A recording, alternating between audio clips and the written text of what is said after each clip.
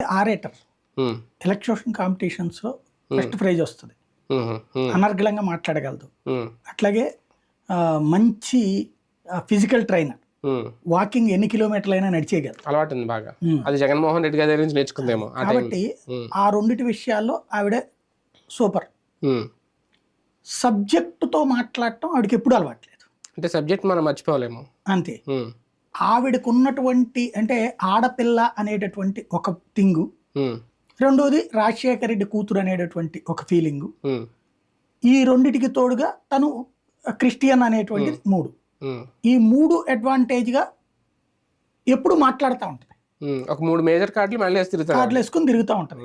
అది తప్పించి సబ్జెక్టుతో మాట్లాడుతుందా అంటే తెలంగాణలోనూ సబ్జెక్టుతో మాట్లాడాల, ఇక్కడ సబ్జెక్టుతో మాట్లాడదు, కానీ మాట్లాడేస్తారు, ఏదో ఒకటి మాట్లాడేస్తారు, వాయిస్ వినిపిస్తారు. అంటే సహజంగా పెంకితనం ఉండేటటువంటి పిల్లలు ఉంటారు ఇంట్లో, వాళ్ళకి మాట్లాడేదానికి అర్థం పర్థం ఉండదు, మాట్లాడుతూ ఉంటారు, గొడవ పడేస్తుంటారు, రచ్చ చేసేస్తారు.